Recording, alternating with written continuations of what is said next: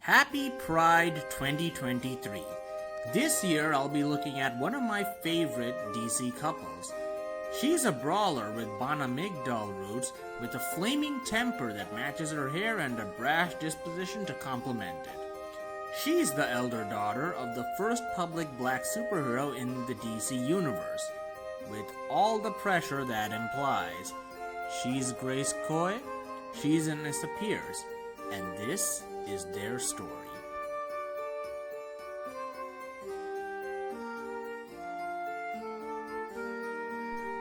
Both Anissa and Grace were created by writer Judd Winnick and artist Tom Rainey for the 2003 Outsiders. This series has a bit of an odd reputation, as it was felt to be a bit too edgy for the time, but it is the longest running Outsiders series, reaching around 50 issues. What little I read, however, indicates a bunch of characters with really strongly defined personalities, for better or worse. The main issue seems to have been that everybody is really horny. But enough of that. What about our dashing duo?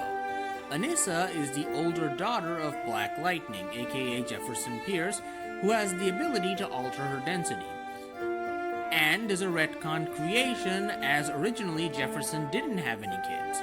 Anissa's parents don't want her to become a superhero and promise her to finish her education first. She actually does keep her word and doesn't take part in any superhero activities until graduating, upon which she immediately sets out to fight crime in an impromptu costume. Her father was disappointed, but ultimately keeps his word, even advising her to put on a wig. Anissa's activities end up catching Arsenal's eye, and he recruits her into his new team of outsiders. As for Grace, she uses her super strength to work as a bouncer in a superhero nightclub, and had a friends with benefits thing with Roy.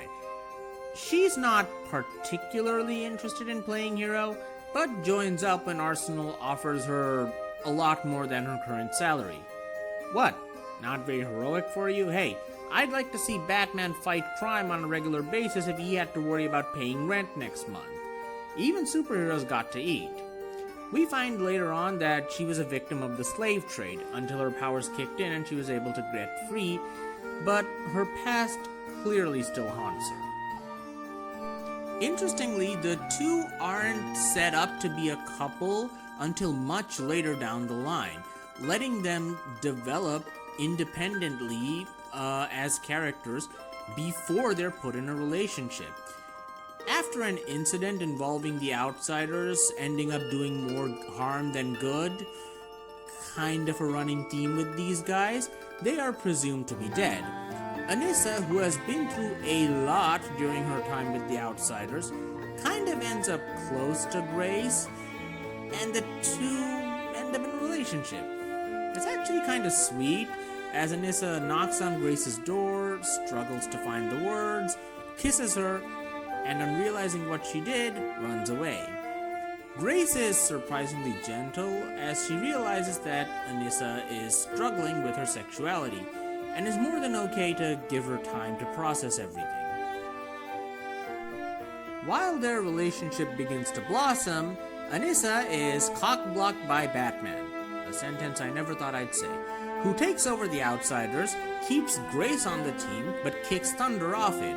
The two leave the series after Batman's death in Final Crisis, when the Outsiders are tricked into entering codes into a reprogrammed OMAC named Remac, long story, which promptly blows up and puts Thunder in a coma.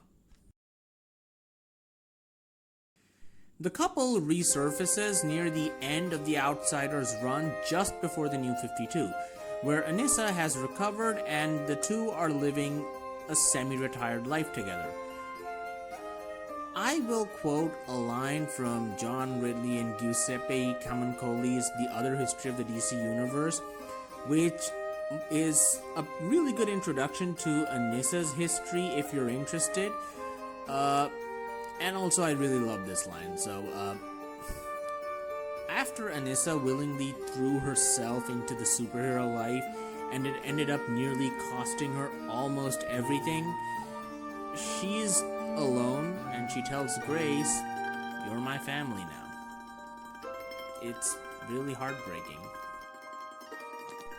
But their solitude does not last, as half the outsiders, including Black Lightning, ended up at Grace and N.Y.C's apartment to take refuge, as they were fugitives at the time for reasons.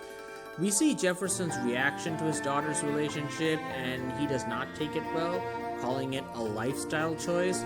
And then all hell breaks loose, as the Justice Society, whom Black Lightning's younger daughter Lightning has joined at his behest, shows up to arrest the outsiders.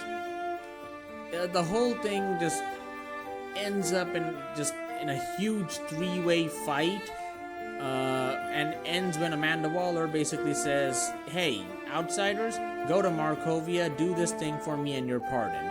And N.Y.C and Grace join them as well. And that's kind of it, as both N.Y.C and Grace disappear for a long time.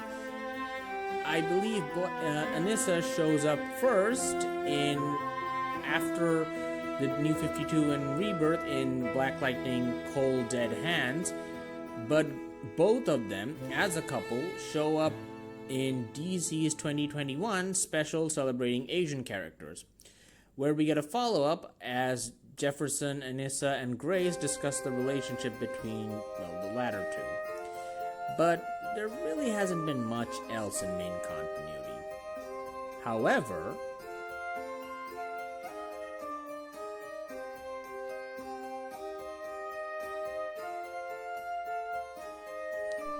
I have not seen this show at all, but Wikipedia tells me that N.Y.C and Grace both appear and were in a relationship, although for some bizarre reason they apparently decided to combine Grace's character with another member of the Outsiders from the comics called Wild, who was turned into a bear in the comics. I don't know. Interesting choice.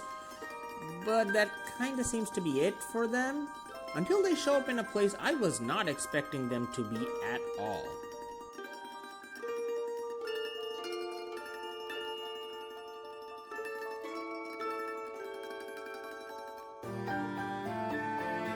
Yeah, they show up in the webtoon Vixen N.Y.C. of all places. Not going to go into too much detail here, as you can literally go read this webcomic for free if you want it. But yeah, here it goes. Grace is the one who gets the most amount of focus here, acting as a gruff mentor for Marty, aka Vixen.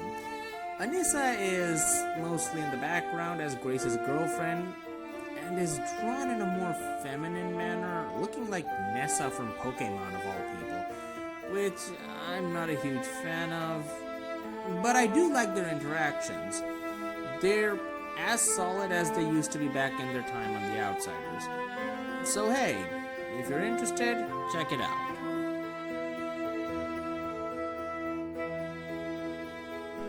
It's hard to state how pivotal a moment it was back in the 2000s for DC to prominently feature an interracial lesbian couple consisting of a black and an Asian woman in a mainstream series. But it's not just about DC earning brownie points with the LGBTQ community. It's about two fully fleshed out characters realizing their feelings for one another and coming together as a result. If that's not love, I don't know what is.